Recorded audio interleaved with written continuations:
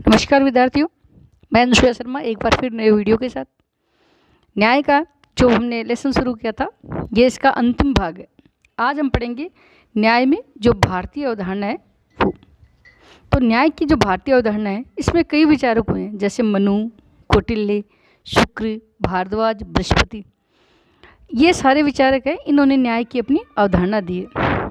इन्होंने न्याय को स्वधर्म से जोड़ा है कि आप अपने जो कर्तव्य का पालन करो, अपने धर्म का पालन करो, वो न्याय है। इन्होंने कहा कि अपने कर्तव्य का पालन करना न्याय माना इन सब ने। और वर्णाश्रम व्यवस्था का पालन करना न्याय है। वर्ण और आश्रम व्यवस्था, हमने देखा था कि प्राचीन भारतीय समाज में 4 वर्ण था: ब्राह्मण, क्षत्रिय, वैश्य और शूद्र। ब्राह्मण है वो वर्णाश्रम व्यवस्था में सर्वोच्च पद पे था, और उसके बाद में आता था क्षत्रिय जो देश की रक्षा करता था, वैश्य व्यापार वगैरह करने वाला वर्ग, और शूद्र जो इनकी सेवा करता था। तो इन सब ने विचारक ने ये कहा था कि ये यदि अपने अपने कर्तव्य का पालन कर रहे हैं तो ये न्याय का पालन कर रहे हैं। अब हम पढ़ेंगे न्याय के विभिन्न रूप, यानी न्याय कितने प्रकार के होते हैं। तो पहला है नैतिक न्याय, मतलब न्याय आधारित नैतिकता पर है, इसलिए न्याय का पहला जो रूप है वो है नैतिक न्याय। जैसे नैतिक न्याय में क्या क्या आएगा? सत्य, अहिंसा, सदाचार, दया, उदारता, इनका पालन करते हुए जीवन यापन करना। यदि आप अपने जीवन में सत्य बोल रहे हो, अहिंसा का पालन कर रहे हो, सदाचार का पालन कर रहे हो, तो आप न्यायपूर्ण व्यवस्था का पालन कर रहे हो। प्राकृतिक नियमों व प्राकृतिक अधिकारों का पालन करना न्याय है। समाज में हमें प्रकृति ने जो नियम बनाए हैं और जो अपने को अधिकार दिए हैं, इनका यदि हम पालन कर रहे हैं तो हम एक न्यायपूर्ण व्यवस्था में अपना योगदान दे रहे हैं। दूसरा जो न्याय है वो है कानूनी न्याय। व्यक्ति राज्य द्वारा निर्मित कानूनों का पालन करे तो उसे कानूनी न्याय कहते हैं। देखो, समाज में व्यवस्था बनाए रखने के लिए राज्य कानूनों का निर्माण करता है, और यदि हम इन कानूनों का पालन कर रहे हैं तो वो है कानूनी न्याय। तथा इन कानूनों का उल्लंघन करने पर दंड का भागी हो। यदि व्यक्ति इनका उल्लंघन करने पर दंड का भागी हो तो वो व्यक्ति, वो व्यवस्था एक न्यायपूर्ण व्यवस्था कहलाएगी है। राज्य द्वारा निर्मित कानून कैसे होने चाहिए? न्यायोचित। ऐसे नहीं कि राज्य ने मन चाहे कानून बना दिया और ये अपेक्षा करे कि व्यक्ति इनका पालन करे।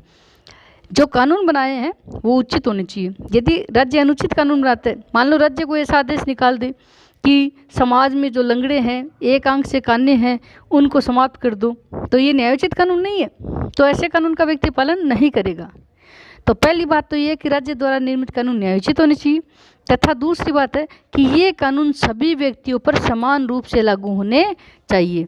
ये कानून के समक्ष सभी में समानता होनी चाहिए। कानून चाहे वो भारत का राष्ट्रपति हो या एक आम नागरिक हो, ये कानून है वो सब पे समान रूप से लागू होने चाहिए। वो है कानूनी न्याय। तीसरा है राजनीतिक न्याय।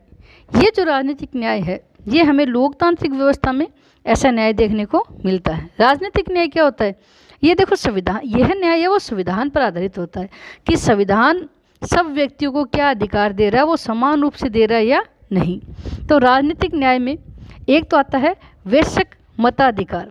वैश्यक मताधिकार का मतलब है कि जिन व्यक्तियों ने 18 वर्ष की उम्र प्राप्त कर ली उनको मताधिकार। कहीं कहीं विश्व में ये जो मताधिकार की उम्र है वो अलग भी हो सकता है। दूसरा, हमें भाषण, विचार, अभिव्यक्ति की स्वतंत्रता, चुनाव लड़ने की स्वतंत्रता, और कोई भी सार्वजनिक पद प्राप्त करने का अधिकार है। ये सारे राजनीतिक न्याय में शामिल होते हैं, और ये है वो समानता पर आधारित होना चाहिए कि राजनीतिक न्याय है वो सभी व्यक्तियों पर समान रूप से लागू होना चाहिए। अगला है सामाजिक न्याय। सभी व्यक्तियों को बिना किसी धर्म, जाति, लिंग, भाषा आदि के भेदभाव के बिना व्यक्तित्व के विकास के समुचित अवसर मिले। मतलब समाज में धर्म, जाति, लिंग, भाषा, रंग, रूप आदि के आधार पर भेदभाव नहीं होना चाहिए, और हर व्यक्ति को अपने व्यक्तित्व के विकास के समुचित अवसर मिले। अतः राज्य से यह आशा की जाती है कि ऐसे कानूनों का निर्माण करे जिसमें एक समतामूलक समाज की स्थापना हो सके। समतामूलक मतलब समान रूप से जो समाज है उसमें समानता की स्थापना हो सके।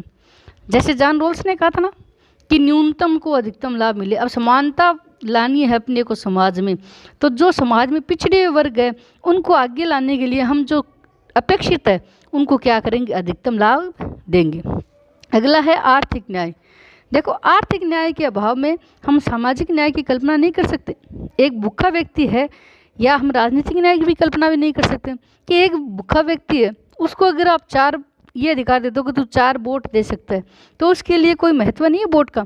उस समय उसके लिए महत्व है अपनी न्यूनतम आवश्यकताओं की पूर्ति करना, या रोटी की आवश्यकताओं की पूर्ति करना। यह न्याय है वो धन की असमानता को दूर करता है।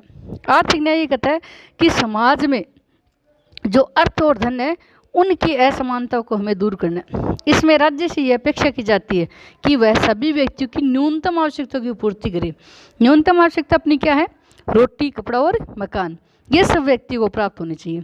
और अमीरी और गरीबी के बीच की जो खाई है उसको हम कम करें, जिससे कि आर्थिक समानता की स्थापना हो सके। ये कब होगा भाई, मान लो अमीरी और गरीबी के बीच जो खाई है उसको हम कम कैसे करेंगे, कि जो राज्य है वो आर्थिक संसाधनों का वितरण करते समय व्यक्ति की आर्थिक स्थिति को ध्यान में रखे, कि जो व्यक्ति हीन है उस व्यक्ति को आगे लाने के लिए हमें जो संसाधन है उनका वितरण सही ढंग से करना चाहिए। तो विद्यार्थियों, आज अपना ये फर्स्ट जो चैप्टर है न्याय का, ये पूरा हो गया। इसके जो 4 या 5 वीडियो बने उनका आप ध्यानपूर्वक पढ़ना, और अगर आपके कोई दिक्कत है तो आप मुझे पर्सनल कांटेक्ट कर सकते हो। धन्यवाद।